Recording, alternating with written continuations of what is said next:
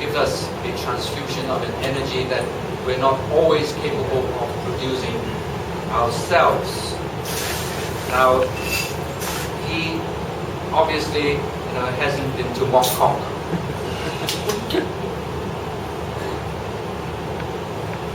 And the street of Hong Kong, the density and pedestrian and traffic flow. I also, counterpoint this with a remark from the urbanist William White. He says the street is the river of life. It's not to escape from the city, but to partake of it. And well, there is such thing as too much of a good thing. And well, for those of you, of course, a lot of media messages in the street of Hong Kong, traffic, cautionary signages that jostle one's senses for attention. In other words, you don't fall asleep crossing the street in Hong Kong. And that brings me to, well, the central, what I call the central phenomenon.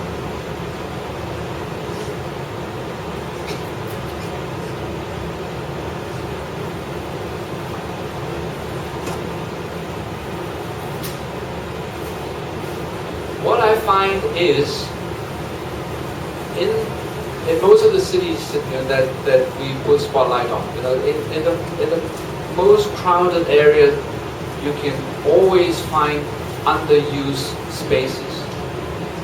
And here in Central is no exception.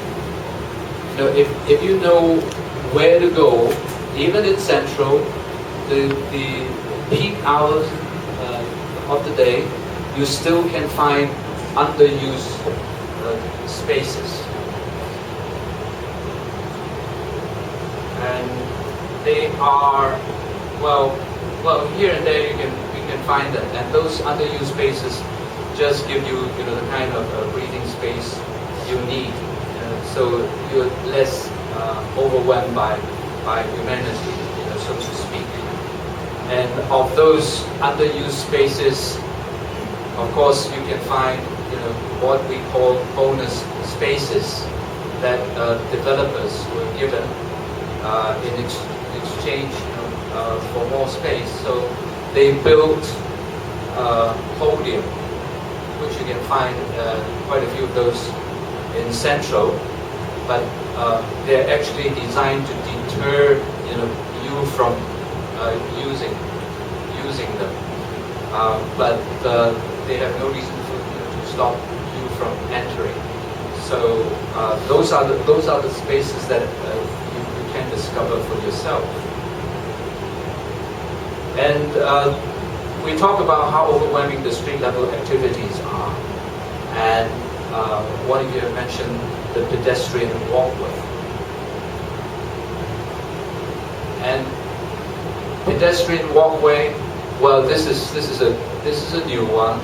It's not my favorite, but it serves the purpose.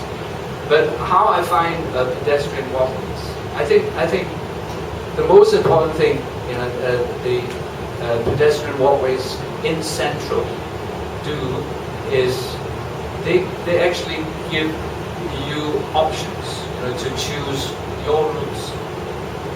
And I think options are vital, for the sanity and mental health for people who live in cities.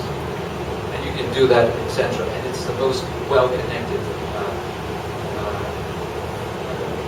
urban area with pedestrian walkway. I wouldn't say in the world, probably it would rank top 5.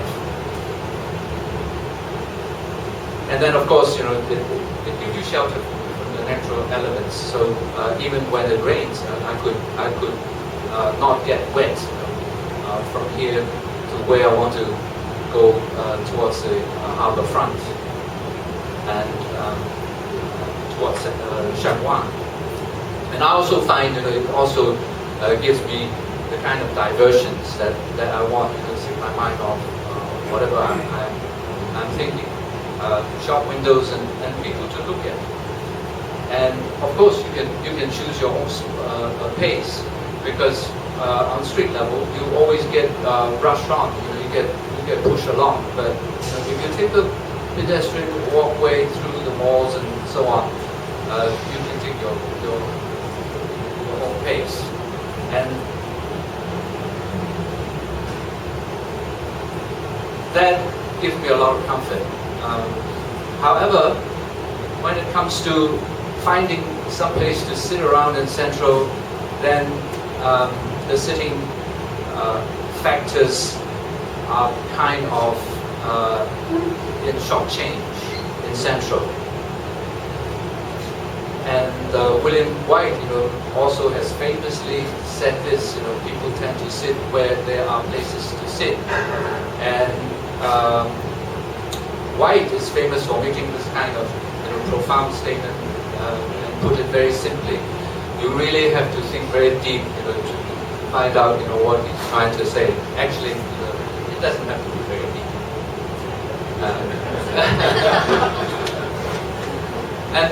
And then also, he made a big deal out of movable chairs. This is what we're trying to do today. Movable chairs, you can turn around, face whichever direction you want. And it's so important for people who live in the city because it gives them the autonomy that they want. So instead of movable chairs, what do we get in Hong Kong? Well, here are the movable chairs that he's so fondly mentioned. Paris, the Gardens of Luxembourg. They used to charge people for it. I don't know whether they still do that. I was a student there, and when you see somebody coming up, charge, you just get up. And of course, voila, lovely. And what we get here, I really don't understand. I mean, it's short enough, so you can't actually rely on it, but. We just don't have enough confidence for our very well-behaved citizens. So there are quite a few of those in Central. And William White also said, well, people actually do not like to use those designated areas, like the play areas. And I find that it's quite true. In Hong Kong, we find a lot of play areas are usually like this, empty. And children, some of them prefer to play around ventilation shed and mud puddle, create their own games. So this is something for the urban designer to think about. I also recently visited a private housing estate. There are no less than 5 of these. Better equipped than this, but hardly any children play there.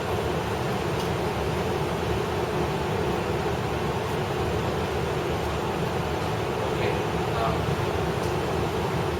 Now, I think ideally, street culture should, be cultivated spaces, social spaces which are safe, friendly, with the sort of light and sound cues that give you that kind of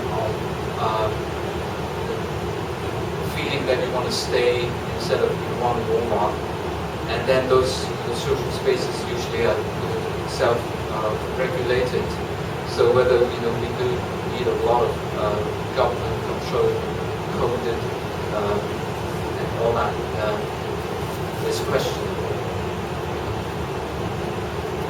And also, I think the citizens of Hong Kong are terribly well behaved, especially in terms of picking up after the dogs, who probably would come first in the world. Compare with the Parisians, and so on. And for those of you who drive luxury cars, the act of getting your car keyed. Compared to London.